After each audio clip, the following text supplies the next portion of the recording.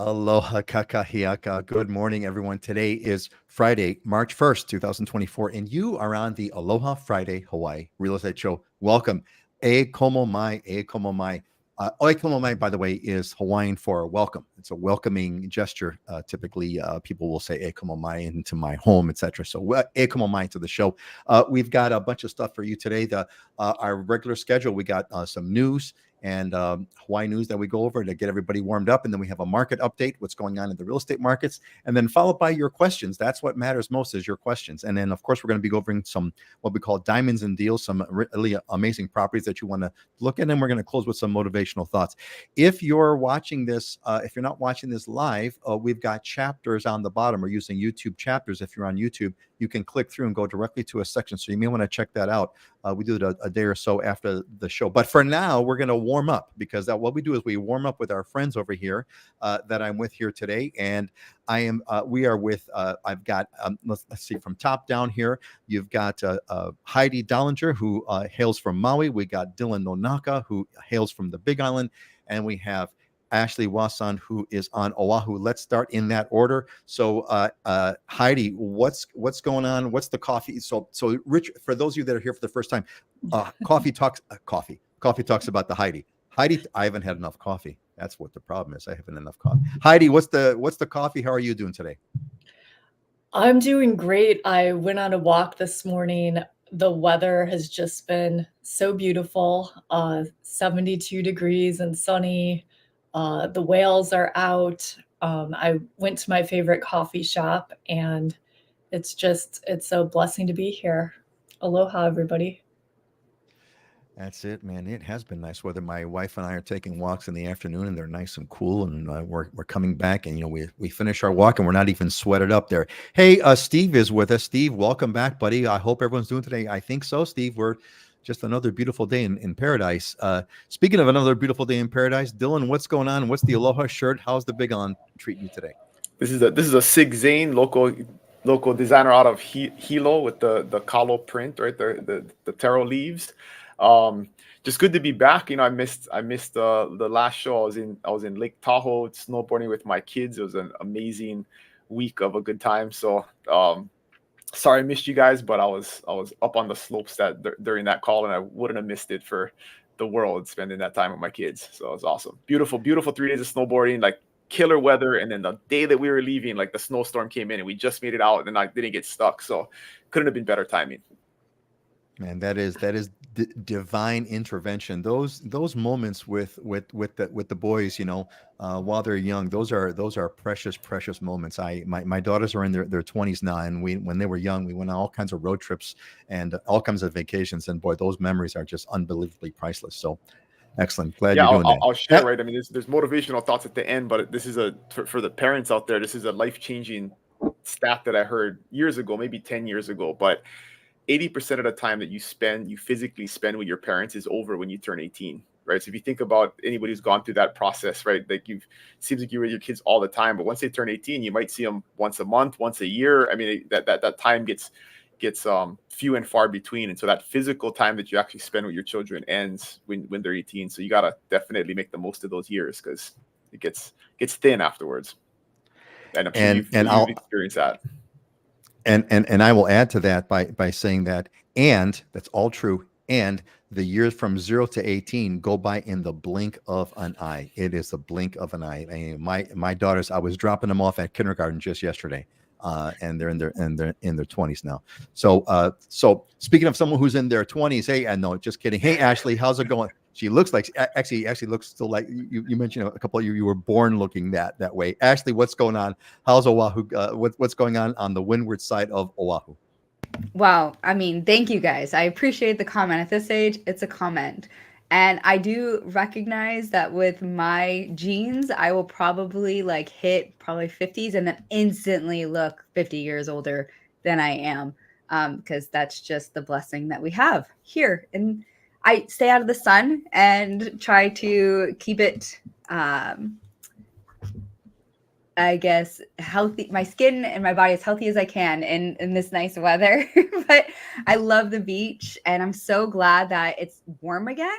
but not too hot. So right now is the perfect weather for me. I love it's cool in the breeze, but it's hot in the sun. So the house is staying very comfortable.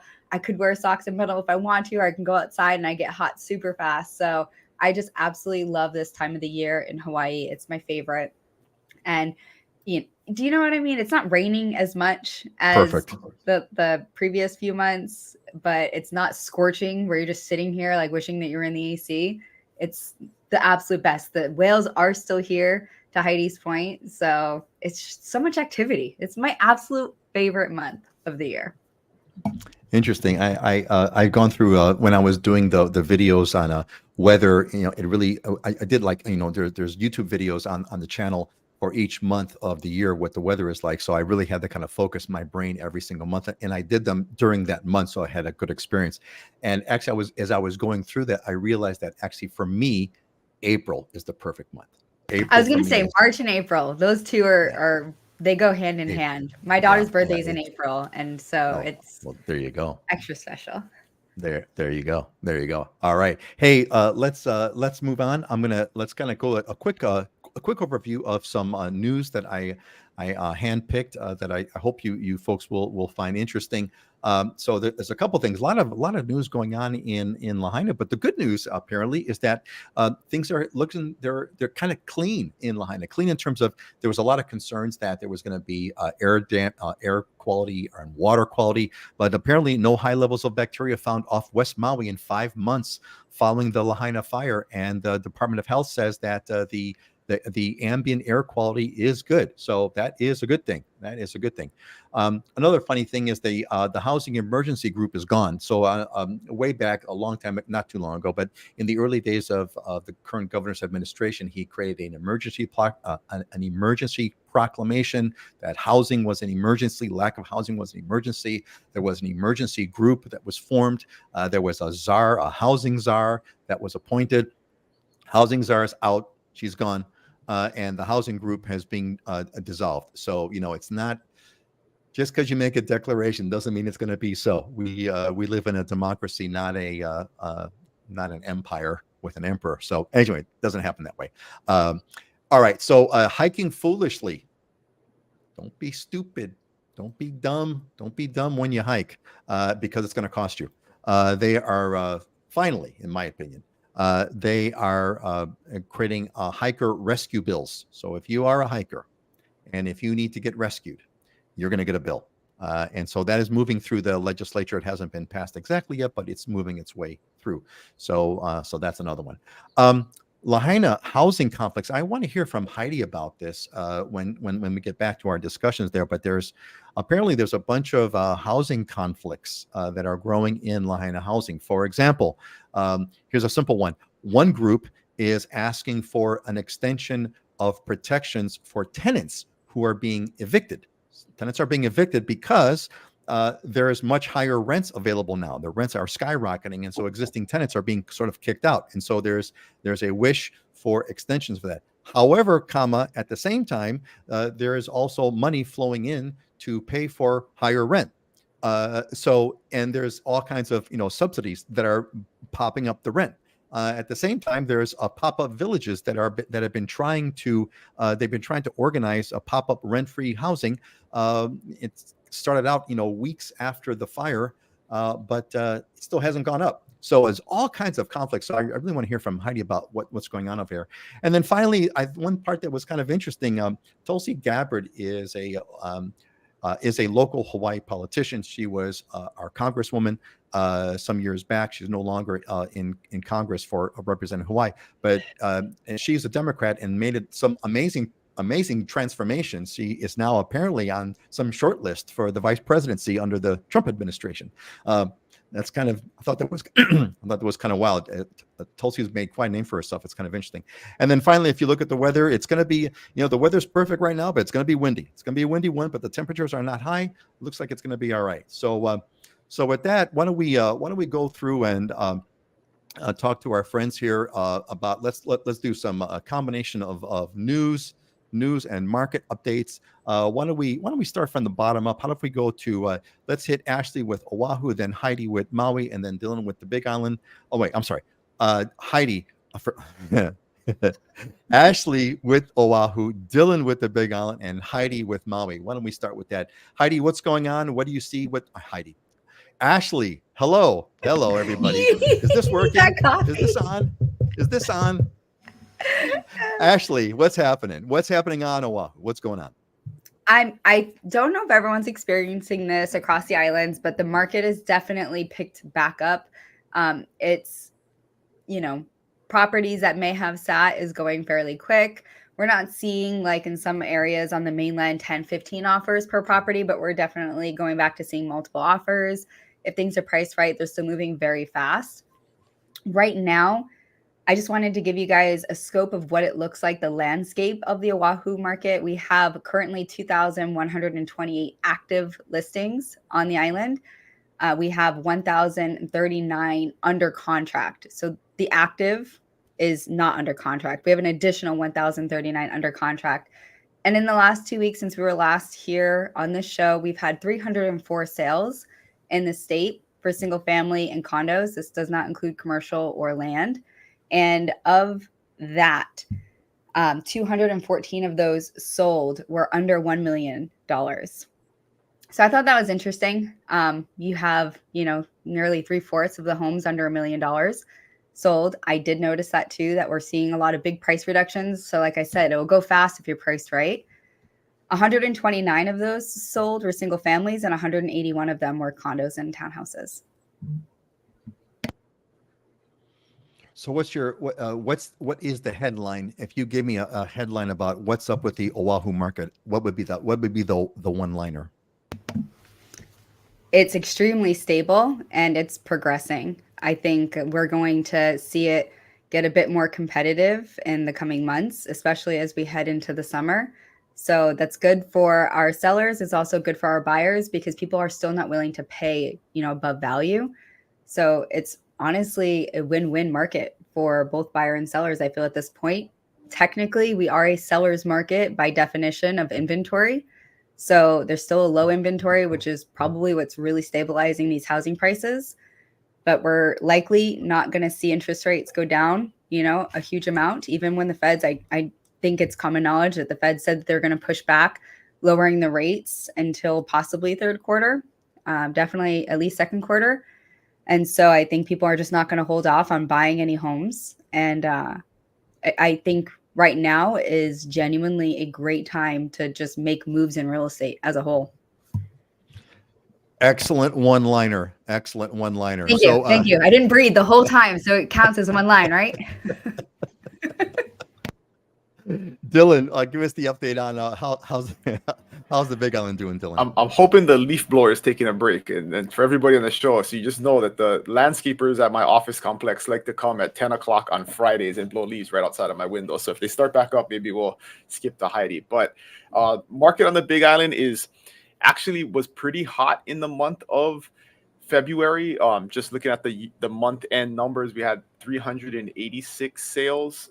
There may be a couple that get reported late, but we were closer to 300, 320 the last couple of months. So there's been a bump up in the number of sales on the island. So increased activity for the month of February. And the headline has been for the last 18 months inventory, we still are below 2,000 total properties on the market. There was 1,987, I think, this morning. So just under 2,000. But I always remind folks that that number for decades prior was between 3,500 and 4,500. And so significantly less than we've had in the past. And that's really what is driving prices to continue to be stable and even continue to tick up month after month. So pretty stable here on the Big Island. And just like Ashliey was saying, I mean, interest rates actually have gone back up a little bit the last couple of months. So anybody who's waiting for interest rates, I mean, I think it's totally unpredictable. And if you're able to buy now, you just should. And I was just talking to a client this morning who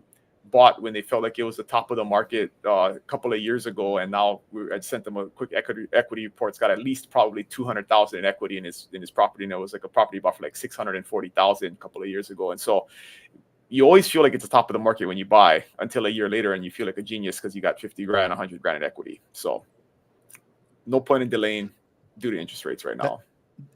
Don't you have you've got there's a Dylanism I recall. I don't remember the exact wording, but it's like you feel something to the effect of you're absolutely brilliant 1 year after you feel absolutely brilliant 1 year, 2 years after Well, you buy the property or something like.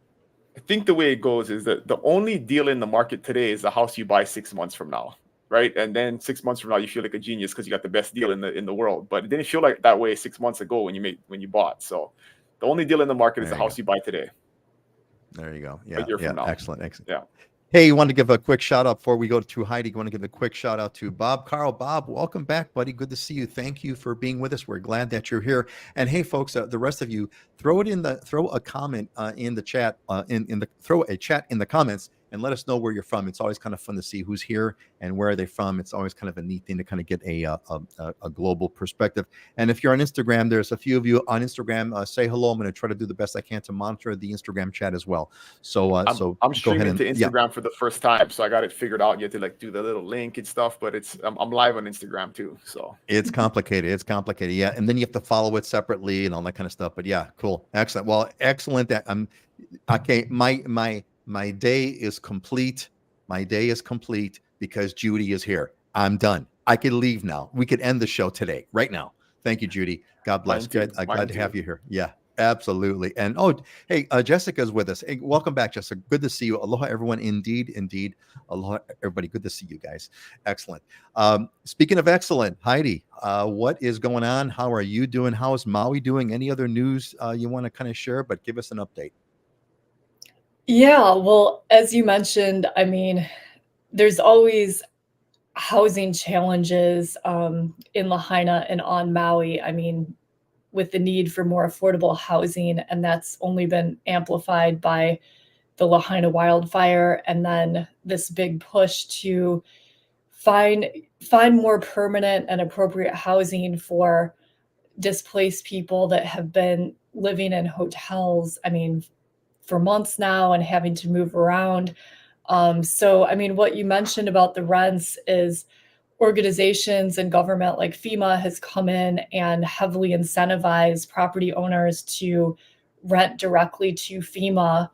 And they've converted a lot of short-term rentals to long-term rentals, and they're paying above market rate rent in some cases, also paying the HOA fees. Owners are also able to get free property tax. So there's some heavy incentives out there to do that. What's been frustrating is some of these leases have already been established, but they have a lack of inspectors. So these condos and homes are just sitting empty and families haven't actually moved into them yet. So, and then there's also some logistical problems is a lot of these rentals, condos, homes that are being offered to people that need a place to live are in South Maui, but the kids go to school in West Maui or the parents work in West Maui, and it just doesn't make sense to drive a windy road like 45 minutes to an hour each way to and from school every day and go to work. So some of the South Maui rentals are being turned down. So anyway, it's a very dynamic environment. I did have an opportunity to go to a really, really positive community meeting on Saturday. It was actually put on by the 3 Rotary clubs in Lahaina. And Rotary is just one of many organizations that has raised a lot of money to support those impacted by the wildfires. And it was just, there were like 50 people there proposing great ideas of how to use these funds to make an impact on the community. And it was really, really exciting and inspiring just to see how many people do care and want to make a difference and want to make things better. But just understandably, there is a lot going on and there are a lot of challenges for Maui right now because of the fires, and especially West Maui, where I'm located. But anyway, real estate wise, our residential market for residential homes under 2 million and condos under 1 million, that's been really hot. Our resort market has definitely been a little bit slower. but it's presented some good opportunities for buyers who can come in right now and kind of cherry pick the best listings, have more opportunity to negotiate than in the past when there were so many people trying to all get the same properties. So, I mean, uncertainty does lead to opportunity in some cases. And then as far as, I mean, Maui is a smaller market than Oahu. So for single family homes in January, 57 homes sold. February, 62 homes sold. For condos in January, 92 condos sold. February, 66 condos sold, which was a little lower. But we're just, I mean, we're still plugging along. It's getting to be a more stable, balanced market, and prices are still stable and strong. So Heidi, what's your headline? What's your one-liner as far as how would you characterize the Maui market different from what Ashliey said, from what Dylan said? How would you what's your big takeaway on current status of Maui? Well, I think it really depends what segment that you're looking at buying in right now. And it is really important to understand what the particular market segment is and how much inventory is on the market and how quickly that inventory is being absorbed.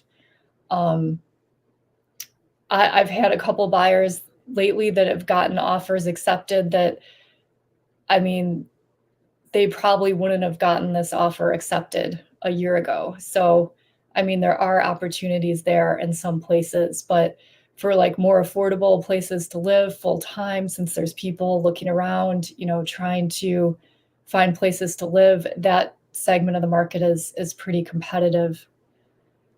That is completely not a one-liner. I was gonna say we almost have to make a joke out of this. Ask for a one-liner and get like a paragraph. But hey, I guess we'll go by we'll go by Ashliey's standard, which is you can't take a breath. That's what we're gonna define as a one-liner. If I don't have to breathe, so you could do that Jim Carrey thing where he took a deep breath in Ace Ventura, and then he would start talking like forever. We'd be It's hilarious. logical. It's there you go. It is well, it's logical and objective.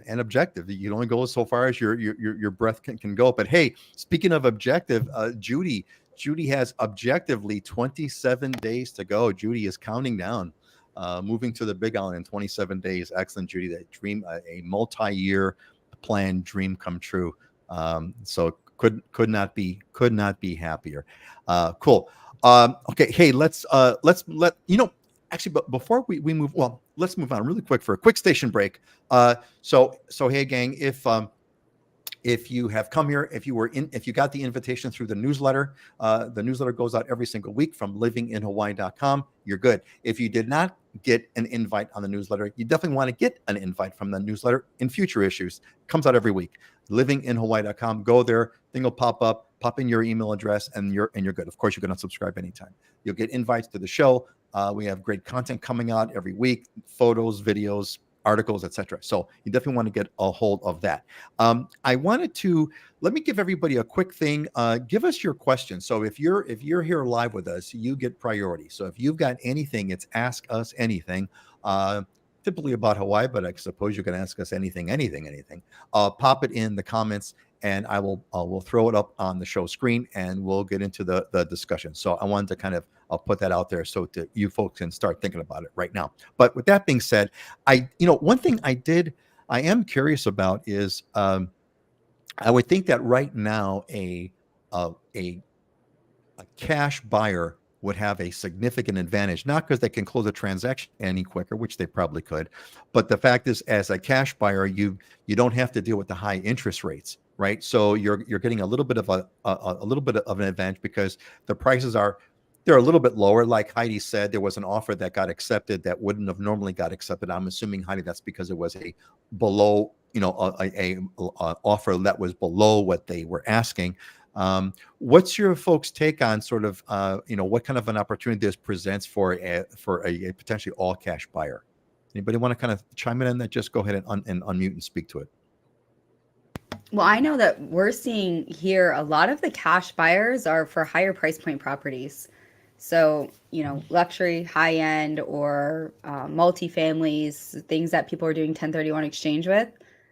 Sometimes condos, lower price condos. But I'm not seeing tons of cash for like that mid range, traditional sort of 3-bedroom, 2-bath home property types. Interesting. So it's the high end. How about you, Heidi? Oh, Dylan, go ahead. Dylan, go. I will quick. Yeah, I would totally agree with that. And the other dynamic, right? If you're a savvy, especially the investor type cash buyer, if you're savvy with your money right now, you can get pretty good rates in the market and other investments, and the real estate market is not appreciating as quickly as it was, right? So that was always the give and the take. In the previous market, when interest rates were low, people with cash were incentivized to buy real estate because real estate was appreciating quicker than what you could get in a traditional investment percentage wise someplace else. And so now the opposite is true, where rates are higher. So if you invest your cash somewhere, you can get a higher rate of return than you really can in the real estate market right now. And we're seeing kind of really low single digit appreciation year after year. If you can get 8% in the market somewhere else, it kind of makes more sense. So that's kind of one of those funny dynamics about the economy, right? And economics, is that stuff like that happens. And so definitely you have an advantage, but I think there's also, if you're just an investor, you have some incentive potentially not to buy with cash right now also. Yeah, and it's an interesting point. Your money, your cash may be better parked elsewhere. Heidi, is there anything that you want to add to this? Yeah, just to kind of take it in a different direction. I mean, I think a qualified buyer in this market is the one that has the advantage, whether they're cash or financed. And if you are financing, it's not just a matter of financing, it's, are you pre-approved? Is this lender reputable? Has your agent convinced the other agent that you are knowledgeable about the property and that you are going to go forward and close the transaction? I mean, those things are really important right now. So it's important to work with a good real estate agent, a good lender, to help get your offers accepted. And if there's not 10 offers on a property, a finance buyer actually if a finance buyer is the only offer, I mean, they have more opportunity now than before, when we were seeing a lot more multiple offer situations. So I don't know. It's just important to be qualified, whether finance or cash. Yeah, definitely. Well, I mean, one thing I've learned after doing this show now for several years now is that, boy, I didn't really appreciate how much it matters to have an experienced agent on your team. I really never appreciated that, and I certainly appreciate it now, because, boy, there's so many things that could go wrong. There's so many people that the network is so important to tap into, and who makes such an important difference. It's not like, there's this illusion, I think, that we're used to being able to kind of, I can go on Amazon and, it's amazing, right?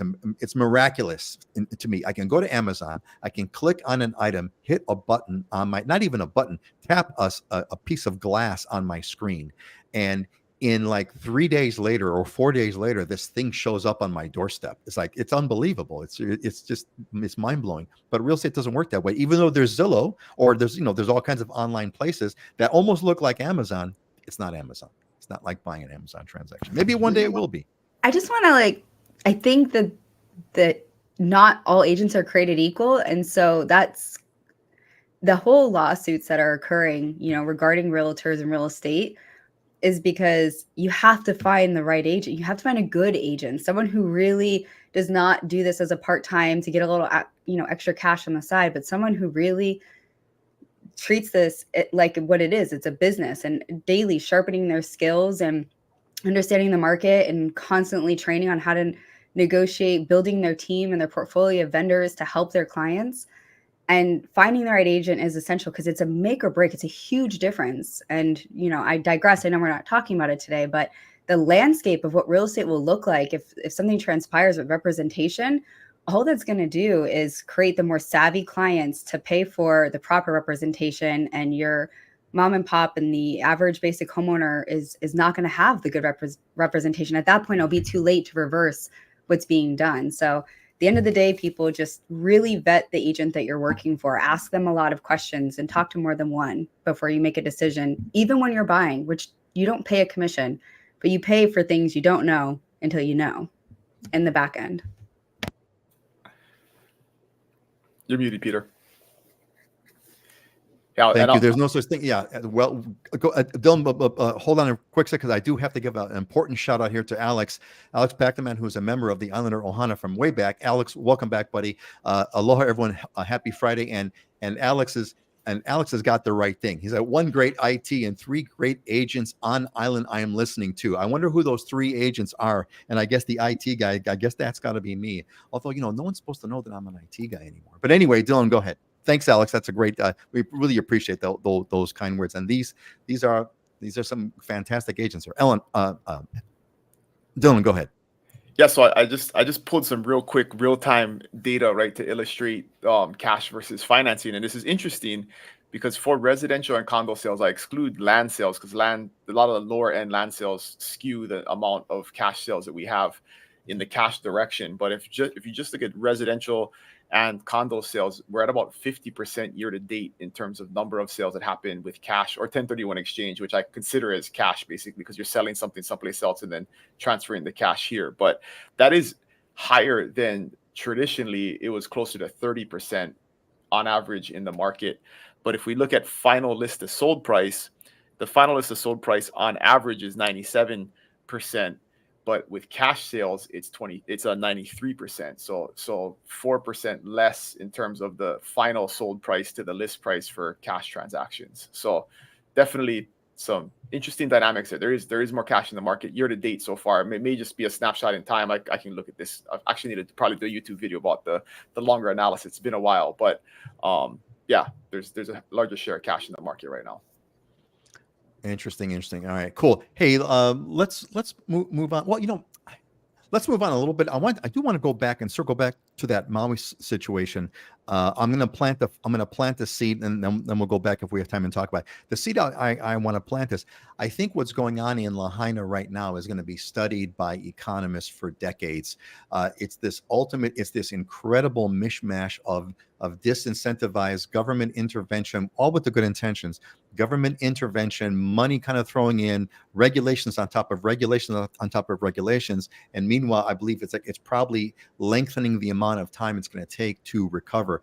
I feel like I want to go get a book on the history of the Chicago fire. Chicago was burned down to the ground in 1871. The entire city there was nothing left because it was all wood. The whole city was burned down, and within 10 years they were back up, and actually they were featured on the World's Fair. So it didn't take 10 years to build the city. In 10 years, they were like world-class city rebuilt. The whole place was rebuilt in a very, very short time. I can't give you an exact number, but anyway. Okay. Anyway. Let's move on. We got some questions that I want to hit over here. Gang, if you're here with us, please pop your questions in. We'd love to hear from you first. You take priority. Let us know what's going on. Let us know what you'd like to know. Ask us anything. Meanwhile, let's talk about. Here's a great question that came in, I think, as a good example. It's about do you know any endocrinologists? So this coming from Karen in Livermore, California. My husband and I are considering moving to Kona for retirement. I am looking for an endocrinologist for my diabetes. Can't seem to find one. Any thoughts? So the question here on this one is not so much, Dylan, if you know an endocrinologist in Kona, that'd be fantastic. But I think the larger issue, and this comes up a lot with healthcare and how it's different on all the islands. And what we've talked about on many times is to say that, hey, if you're looking for, Oahu's got like Oahu's the equivalent of a big city, right? Like a big city on the mainland. That's where all the hospitals are. That's where all the medical care. There's a high concentration. And the other, the neighbor islands are like small towns. So just like on the mainland, how you would go to a small town, there's only like maybe a country doctor or some basic medical care. And when you need to go for the big stuff, you have to drive into the city. Same thing applies here. But anyway, I'm curious to get some comments on this. Dylan, what is first of all, Dylan, do you know any endocrinologists in Kona? And number two, what's the general take that you've got on what sort of care can you expect on the Big Island in Kona or in Hilo? And sort of when do you really have to fly to Oahu? Can you give me any sense of that? So In full disclosure, I had to Google what endocrinologist was because I had no idea. And so I was educated this morning when I saw this question and I found out. And then I also Googled if they're running in Kona, and 3 doctors came up. I don't know any of them. I don't have any personal experience. But apparently that's part of their practice. But the way I would answer this question, I think, is bigger and more philosophical, and it's something that you really got to consider, because sometimes there's these barriers that we put in our minds that don't necessarily exist. And I'm not an expert in the medical field, but from what I understand endocrinologists do, it seems to me that everything they do can be done remotely, right? So you don't actually need one in town. It seems like you could do blood work and send it to them, and they could do the analysis and then tell you what you need to be taking. And that's kind of my understanding of what they do. And so it's part of the larger kind of idea of the fear of living in an isolated place without access to a lot of things. You know, there's no blockbusters in Kona either, right? Because we have Netflix. And so that's one of those things where a lot of times now, I mean, we've done telehealth kind of a lot lately in my family, because my wife loves to Google stuff and then just figure out, let's just find somebody online that can do a consult, because they don't actually necessarily need to touch you and feel you if they have your lab work and other things. And so just something to consider. I mean, I understand people like their kind of doctor in their hometown and somebody they can go into their office, but is that totally necessary in terms of what your needs of care are? And that's the true of all things. You talked about Amazon earlier. I mean, we don't have a Kmart here either anymore, but nobody's missing it, I think, because the Amazon package shows up 2 days later. I see the plane fly in every night at 5 o'clock from my lanai. You know, they have a dedicated plane that flies to Kona. So it's really like within 48 hours, you end up getting your Amazon orders delivered. It's insane. But the necessity of having stuff in your town physically is not as actually true anymore as it used to be. Yeah, that's really, really true about that. And Judy kind of chimes in here. Exactly right with the small town medical idea. We just flew to Denver from our small town to see a specialist for our daughter. We'll just do the same when we live on the Big Island. Yeah, I mean, that's basically what you got to do, Judy. And like Dylan's saying, a lot of this is changing with telehealth. And on those things, you know, and me personally, as someone who's rediscovered that I actually enjoy not having to go anywhere thanks to COVID. I want to do everything remotely. Yeah, that it couldn't come fast enough. Could not come fast enough. I want to do everything remotely if I can. And the same is true of the real estate industry, right? There's people who think they need to like walk into a real estate office in a high rent building to do real estate business, when the truth is, I mean, for all of us, we can attest, like, I haven't met in person with a client at my office in years. I mean, it just doesn't happen. And I sit here all day, every day, and very rarely does an agent actually bring a client into the office. I mean, this happens at Starbucks, it happens at the property, it happens online via Zoom, everything's signed electronically. So the need for like that physical space or that physical presence is not even a thing anymore in the real estate industry. Very, very rare is that necessary. And so we just can't let that kind of stuff hold us back, you know? Hey, you know, now that you mentioned, so here's an offhand question. So are the days of high-end real estate agents driving really, really nice cars because they would take you for a drive, they would pick you up and kind of tour you around the island and kind of do all kinds of things? Are those, I'm assuming those days have got to be long gone, right? Got to be long. Well, I think the days of having a nice car are not over. I mean, you do want to, you want to be comfortable personally, right? I think that's super, super important, is you want to be comfortable, but then you don't want to go pick up a client to go see a $2 million house or meet them at the house and you have a Jugi, you know, Corolla or something. So How about you, Heidi? Go ahead, Ashley. Go ahead. Go, Heidi. Ashley. Heidi. I think Dylan's comments are great. I still do meet people in the office. I mean, I think the in-person experience is more rare, but it's still important and valuable in the right cases. And I mean, I drive people around in my car, but it's not as often as I had anticipated, because a lot of times I meet people at the property, or my clients are not even on island and I'm previewing the property for them. So, I mean, my weekly schedule is not every day driving around people in my car. I would say maybe once a month or once every couple months, I'm actually picking people up and driving them around. But that does happen. And and there's a place for that too. And it's a great way to get to know people, is spend a few hours in the car with them. So yeah, we do it all, but there's so many more options these days.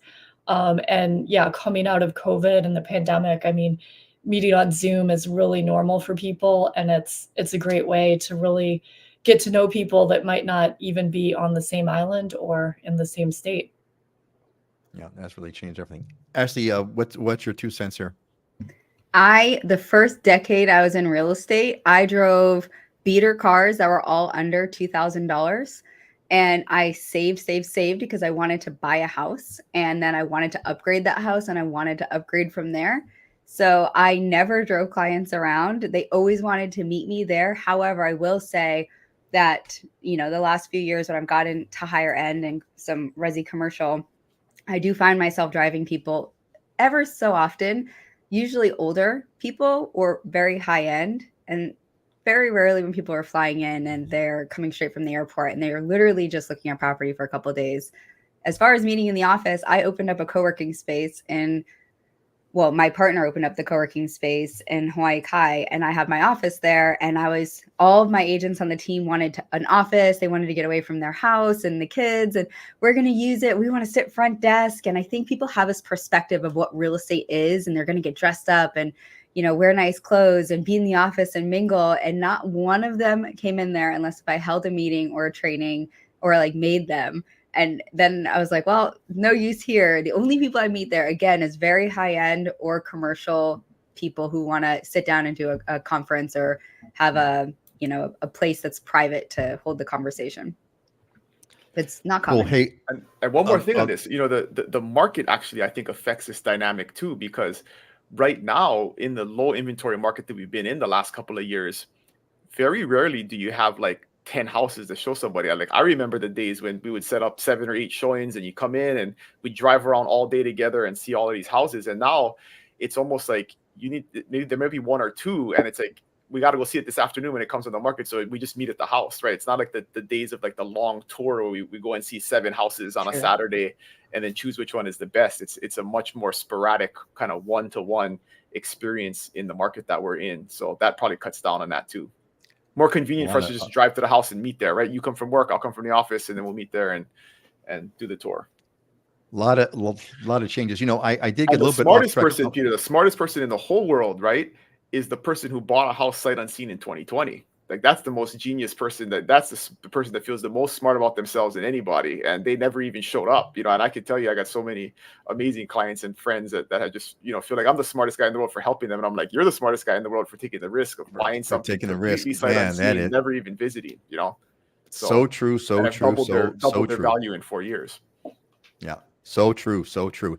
I'm going to go to circle back. We got a little bit off track over here, but the endocrinologist, Heidi, what is your sort of, how do you address, I know, but again, I'm not specifically about an endocrinologist, but how would you address the concerns that some people might have about, healthcare specialists on Maui and how that would all fly? Kind of what's your, when you have to fly to Oahu, when you kind of do it on Maui, what's your response to that from the Maui's perspective? Well, there's medical professionals on Maui. If you're looking for a specific specialist, I mean, a lot of Maui residents do fly to Oahu to go see specialists, and you can fly to Oahu and fly back in the same day. Our insurance through Kaiser, which is one of the main providers here, often they pay for you to fly to Oahu and for your partner to go with you if you have some need to go get a test or do something medical wise. But for basic care, there's places here on Maui that people can go. Excellent. This is really more of a neighbor on issue than it is an Oahu issue. But Ashliey, if you have any one-liner to share about endocrinologists or the whole specialist idea, we'd love to hear it.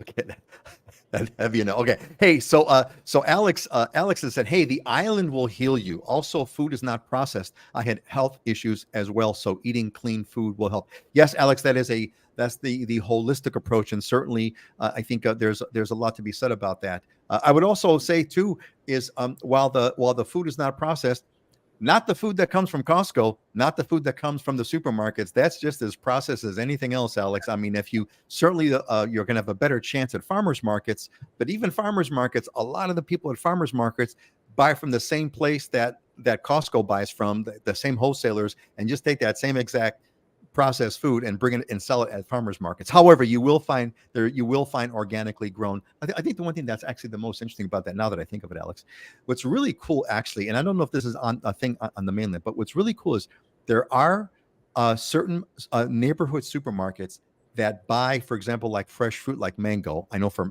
a fact, mango. They will buy mango from people's homes, like right down the block, right down the street, and they will buy mangoes from those folks and sell those mangoes at the store. I don't know how much that's the case. And Ashliey, you've got to have something to say about processed food and organic food, Ashliey. This is right up your hippie girl attitude. So I don't know what you want to add about this, Ashliey. Go ahead. You're muted.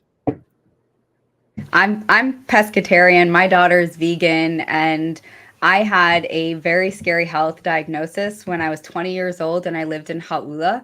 And I was absolutely shocked. I was very unaware of health. And I will say that just like any other location, the healthy food or the unprocessed food is just as available here than anywhere else. I had to completely shift my mindset and shop organic and garden and grow myself. Homesteading is definitely the best way, barter system and homesteading, to get natural and organic food here or anywhere. Hawaii does have a fantastic tropical environment for many things to flourish and thrive here, but you do have red clay dirt. So it depends on what part of the island you're living in. So you do have to work at it like anywhere else, but there is a lot of healthy minded people here. So it's very easy to find your network and your group to be able to thrive together and to network together. But I agree. Food is the best source of medicine, water, and learning how to breathe. Most people don't breathe properly. So those three things. Cancer can't live in oxygen-rich environments. So, keep that in mind when you're being physical and you're actively breathing correctly, and when you're eating foods that have, nutrients, you can certainly heal most things.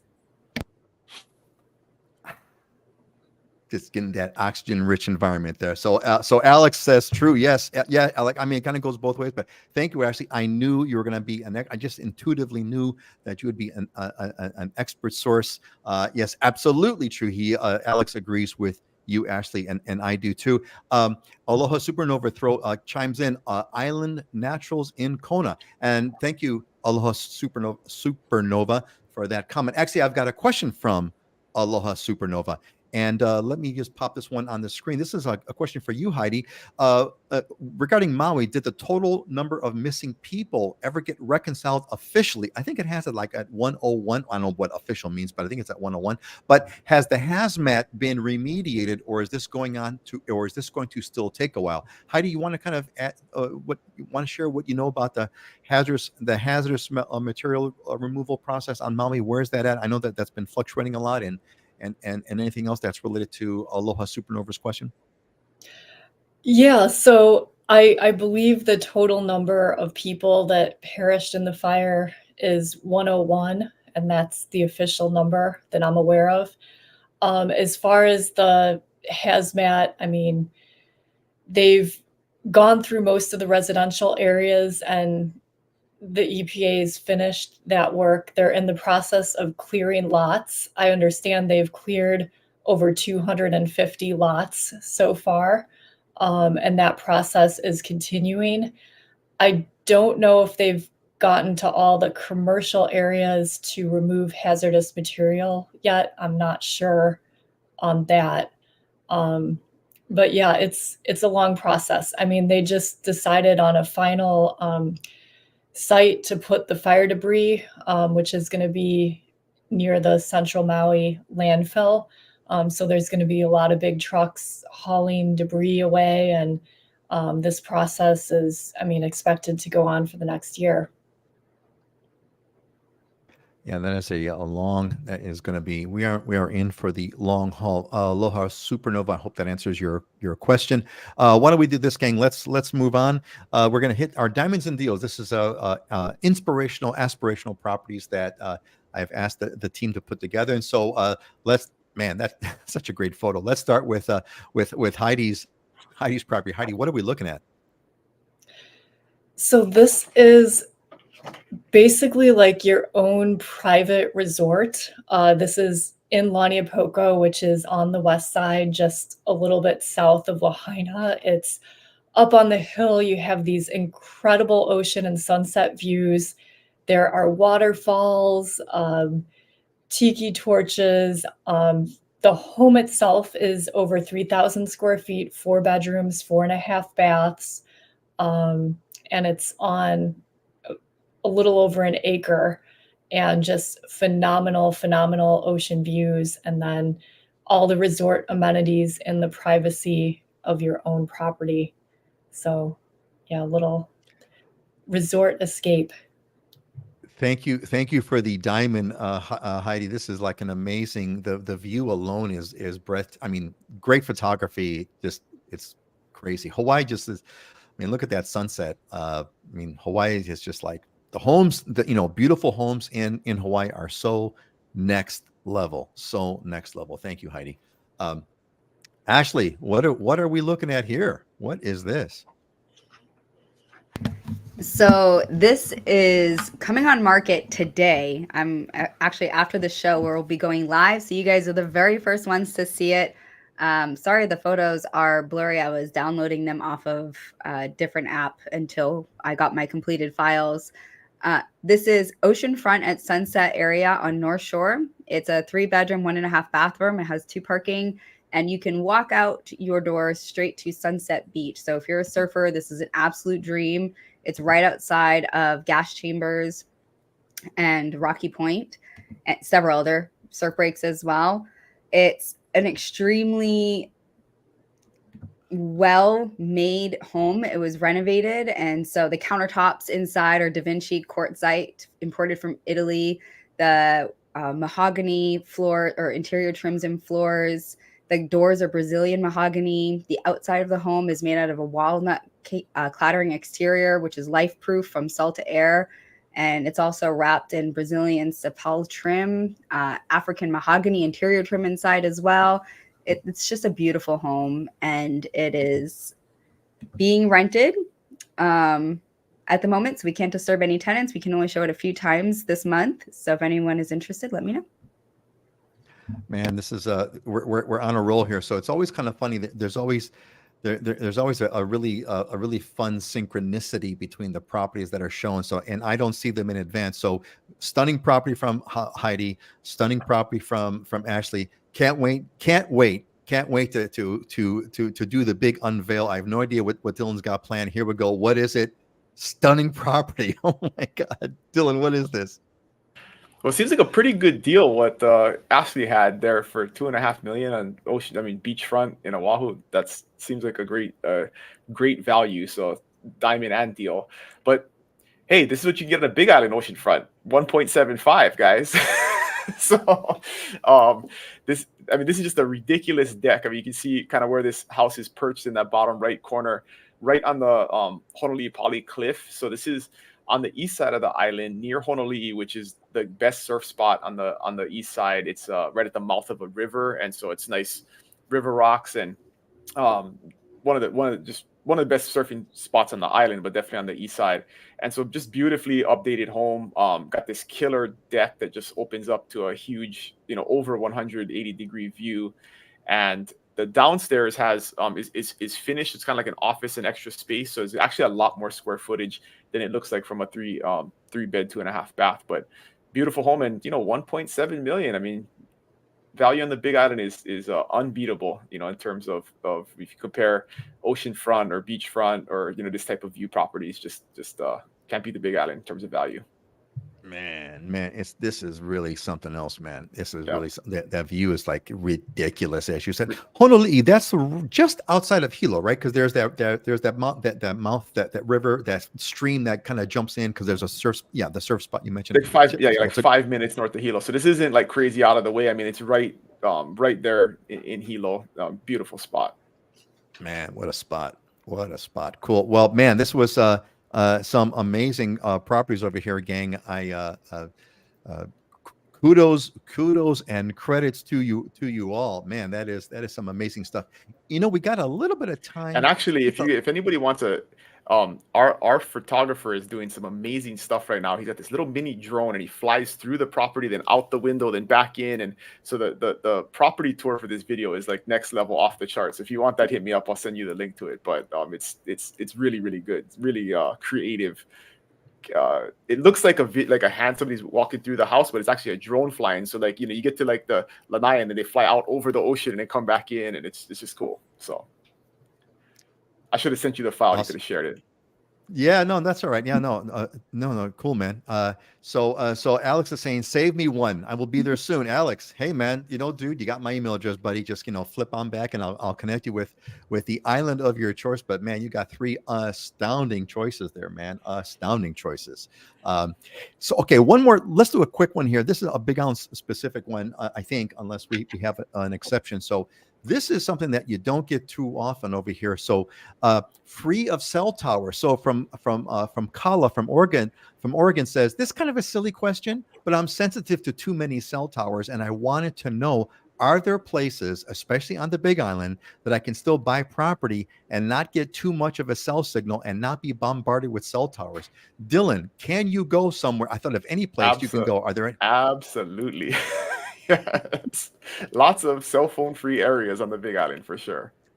Lots of stuff. So can you which is one that kind of pops in if you told Kala, hey, check this place out first, which would that be? Really, any place rural. So you can go to the southern part of the island, the southeast part of the island, even the northeast part of the island. So as long as you're kind of away from any population centers, there are pockets where the cell phone service is minimal, if at all possible. So there are actually a lot of areas that you can go with, and it's funny because a lot of times, in our property descriptions, people will say there is cell service here, right? That's a benefit, because you're not going to have regular telephone and landline type service in those rural areas. So whether or not you have cell service is sometimes a selling point, but if you're on the other side of it, then you'll definitely be able to benefit from that. All right, definitely the case. I'm curious, Heidi, are there any known areas in Maui where there's residential areas and there is no cell service? I gotta believe somewhere deep on the Hana side. But anyway, Heidi, what's some free of cell towers areas in Maui? I'm curious about that. Yeah, some remote areas in East Maui out by Hana. I mean, there's very, very limited cell service over there. So that would probably be the place to go. And any of the more remote areas, like maybe way up in Haiku or something like that. But most places on the island, I get cell service. I have Verizon, except out in Hana, no cell service. There you go, man. Live in Hana. Kala, you will not. Big Island, you need Verizon too. That's a big recommendation, because you come here with T-Mobile or something like that, then it's cheaper, but you get what you pay for, just like your real estate agent. Dylan, I feel like you should be on Oahu and I should be on Big Island. Big Island is so good for hippies. Well, Ashliey, you may want to look into this, but the hippie history starts on Kauai. That is where the original flower power children were born. They were born on Kauai. There's actually a great documentary. Yeah, there's a great documentary. I think I caught it on Amazon Prime. Check that out. There's a really cool documentary about that. That was that era in the 70s or the late 60s, 70s. There. I'm a product of that. I mean, that was my mom. She moved here in the 70s. She was a hippie from New York. And my in-laws are the same thing. There's a whole generation. A bunch of my classmates, all their parents came here in the like 75 to 80 and then started having kids. And then we're all that generation of folks that are from South Kona when it was like really, really rural and a crazy place to live. They lived in tents and in coffee shacks. And so, yeah, that's deeply ingrained in our culture over here. Yeah. I kid. I actually can't. I love. You're a city girl. I'm not a city girl. I love North Shore. Kailua is as city as I'll get. Like, there's still too many people here, but it's great for raising children. But I'm just waiting for her to be old enough and have a car because I just love the North Shore. I love the East North and North because it's perfect. Then I'm 45 minutes to an hour from it all, but then I can go and be away from it all. So I feel like it's the win-win island personally. There you go. Excellent. And Alex is giving a big amen to everything that we're talking about here, property wise. And Aloha Supernova, thank you for chiming in. Pahoa, Volcano, Pahala are all skittish cell service. Excellent. Interesting too. Comment on the T-Mobile versus Verizon. T-Mobile's been surprisingly excellent on Oahu, but again, that's an Oahu thing. Hey, so look, gang, I think we are running short over here. We had a lot of fun, great fun conversations over here. We're going to move over to our closing thoughts, closing motivational thoughts, and I'd like to hear about yours. Auntie Joan normally chimes in, but she's out today, but she's going to be back on a future show. Gang, if you have some closing motivational thoughts, things you want to share, pop it in the comments. I'd like to feature it. Actually, why don't we start with yours? What's yours, and what does it mean to you? Identify your problems, but give your power and energy to solutions. I think we often will harp too much on the issues that we have at hand, and we sort of exhaust ourselves over the anxiety or over the feeling of what that problem might bring you. And just acknowledge it. It's there. And then put that energy and focus. And what are you going to do about it? Because all of us can be presented with issues, but you can tell a lot by someone's character on how they respond to it. That's an excellent thing. Give your power and energy to solutions, because that's where it goes. Excellent. Good one. Heidi, what's yours and why is it meaningful to you? Not everyone has the imagination for reality. And I love this quote because, well, I know this can mean a lot of different things to different people, but for me, it's an awareness that our beliefs are often limiting, and in reality, there are more possibilities than appear on the surface. And there's also a lot more complexity to truth. And another way to think about it is, rather than get lost in dreams and distractions, we can use our imagination to make real changes in our lives. And I guess an example of that is living in Hawaii. I mean, it's not perfect. It's not going to solve all your problems, but there's some really beautiful, wonderful things about it. And if it's something that you want to do, I mean, don't just sit around and think about it. Take some steps and take action and do something, and you can make it happen. Excellent. That's a total flip of a statement. Not everyone has the imagination for reality. I really kind of, you read that, you really have to kind of stop and think, which is a good dramatic effect by the quote itself. Thank you, Heidi. Thank you, Dylan. What's yours? So this is somewhat of a business context, but I think and I've talked about this before, right? That the American fallacy of do what you love and you'll never work a day in your life is a really bad thing to teach kids, in my opinion, because the things that we love to do usually do not produce income for us. And so if we look at business or our careers as something that we can do to spend the maximum time and resources on the things that we love to do, we will become passionate about that thing, right? And so this was just something that came up in a coaching session this week with one of my agents. She was talking about how she didn't like necessarily making phone calls, but I've listened to her phone calls and she's absolutely amazing at it and has been very successful in a very short amount of time because of her skills on the phone. And she's like, but I just don't really like doing it. And I said, don't confuse what you like to do with what you're good at, right? I mean, if you are good at it, you should continue to do it because it'll make you money. It'll just support your family. You'll be able to achieve your goals, and you're going to like that thing. You're going to grow to like it because of the outcomes, not necessarily the process. So I think it's a good way to think about life when you're evaluating what you should do and what decisions you should make and what you should focus on. Is sometimes what you're good at, you're not necessarily going to like in the beginning, but you'll it'll grow on you over time when you see the success that comes from it. Learn to love it. Learn to love it if you're good at it. Learn to love it. There's got to be something about it. If you're good at something, there's got to be something about that element that you like, not directly, like, like here, like your agent. Yeah, cold calls suck. But she probably enjoys talking. She probably enjoys meeting people. She probably enjoys conversing. Right? Cares about people. As soon as she gets them on the phone, she can create an immediate connection and really dig deep into what their hopes and their dreams are. And that's a skill that's like very hard to learn, right?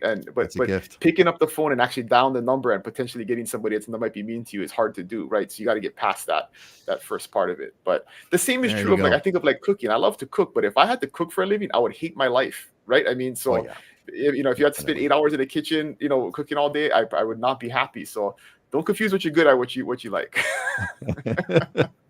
Well said. Well said. Alex is chiming in. SFT, see, feel, trust. You can achieve anything. Excellent, excellent, excellent. Thank you, Alex. That is a fantastic way to say things. See, feel, trust. You can achieve anything. Excellent. Great quote, you guys. Really, really enjoy them. All right, I'm gonna close up mine with, of course, a Proverbs. There's so many themes in Proverbs. It's an amazing book, but there's a lot of ones about wealth, and this is one of those. A miserly man hastens after wealth and does not know that want will come upon him. And that is a really, really deep one. I think Proverbs talks a lot about one of the big themes that Proverbs talks about regarding wealth is that you don't go after it quickly. You don't do it suddenly. It's an incrementally building process. And we brought this up a couple shows ago when Ashliey and I is on. And this is kind of what this is all about, is that if a miserly man hastens after wealth, that means someone who's miserly, they're running after the money, but they don't know that want will come upon them. In other words, it just makes it worse. When you chase after it hard, you're just gonna want to make it worse. So anyway, though, that's that. All right, folks, we're gonna wrap this up. We're gonna see you in 2 weeks. I'm not gonna be here in 2 weeks. Dylan's gonna be hosting the show in a couple of weeks. I'm gonna be out of town, but we will be back here in 2 weeks. Why don't we kind of let's say goodbye, and let's do it counterclockwise. Let's go Ashliey, then Dylan, and then Heidi. Say goodbye. Aloha, everyone. Have a great weekend. Dylan, you're muted. Aloha, everybody. Aloha. Have a great weekend. Happy Friday.